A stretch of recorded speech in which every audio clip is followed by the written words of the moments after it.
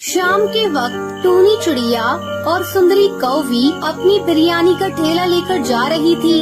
अरे बिरयानी ले लो, बिरयानी ताज़ा ताज़ा गरम गरम बिरयानी, लाजवाब चिकन वाली मजेदार बिरयानी, जल्दी जल्दी ले लो, कहीं ऐसा ना हो कि खत्म हो जाए। उन दोनों की आवाज सुनकर हरी तोता आकर कहता है, अरे चिड़िया, बिरयानी कैसे दी? जरा एक प्लेट देना।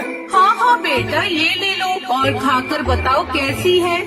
अरे वाह, ये तो बहुत अच्छी बिरयानी है, लेकिन इसमें हड्डी के टुकड़े हैं। हाँ तो होंगी ही, इसमें पक्षियों की हड्डी और मांस के टुकड़े हैं। माँ जी जरा इसे और बिरयानी डालना तो।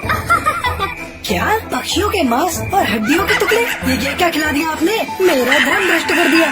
अब जब खा ही लिया है तो और खा लो, क्योंकि उसके बाद तो तुम मार दिए जाओगे। ये तुम क्या बोल रही हो? छोड़ दो मुझे।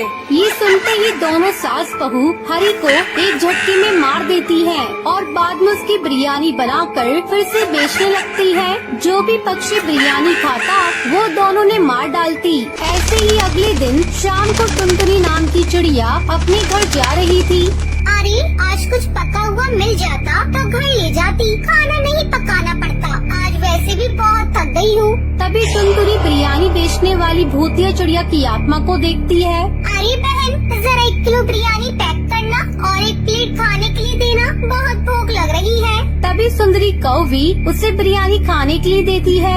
अरे ये बिरयानी कुछ अलग सी है, इसमें ऐसा क्या है इस बिरयानी के अंदर? बताओ मुझे।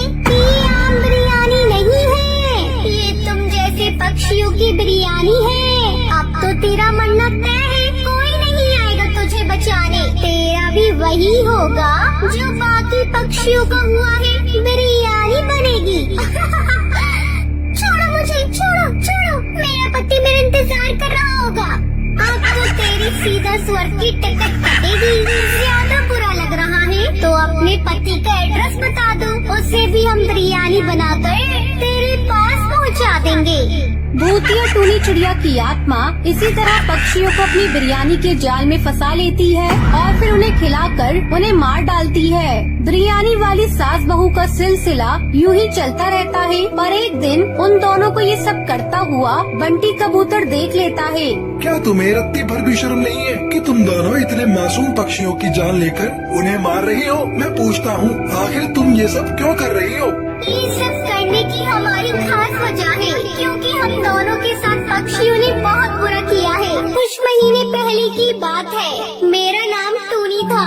मैं अपनी सास सुंदरी कौवी के साथ इसी जंगल में रहा करती थी। मुझे और मेरी सास को बिरयानी बहुत पसंद थी।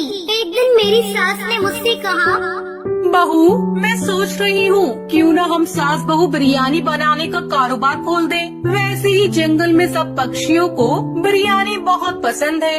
हम दोनों ने भगवान का नाम लेकर बिरयानी बनाने का धंधा शुरू किया। कुछ ही दिनों में हमारा कारोबार बहुत ही अच्छा चलने लगा। पर एक दिन कड़कनाथ सेठ और टुन्नू चिड़ा हमारी दुकान पर आते हैं। अरे चिड़िया, जल्दी से 2 प्लेट गर्मा गर्म बिरयानी लगा और हाँ, तंगड़ी ज्यादा डालना।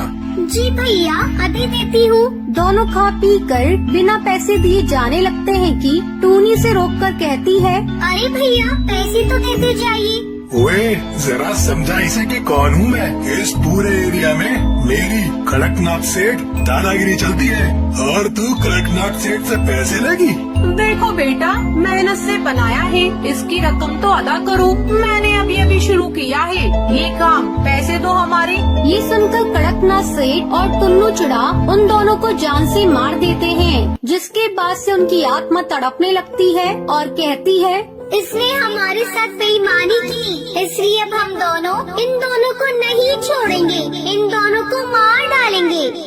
ऐसा कहते ही दोनों ने बेरहमी के साथ तड़पा तड़पा कर मार डालती हैं। तेरी वजह से हमारा बिरयानी का बिजनेस बंद हो गया, लेकिन मरने के बाद भी हम बिरयानी बनाएंगे पक्षियों को मारकर, और सबसे पहले तेरी ही बिरयानी बनाऊंगी। बस तब से हमने पक्षियों को मारकर उनकी बिरयानी बेचना शुरू कर दिया। देखो मेरी बात मानो तो तुम दोनों को मुक्ति ले लेनी चाहिए। वैसे भी तुम दोनों ने अपना बदला तो उन गुंडों से ले ही लिया है जो मासूम पक्षियों की जान लेकर अपने ऊपर पाप चढ़ा रही हो। हाँ, तुम सही कह रहे हो, हमें यहाँ से चले जाना चाहिए। ऐसा बोलते ही उन दोनों भूतिया चिड़िया की आत्मा को मुक्ति मिल जाती है और वो हमेशा के लिए चली जाती है।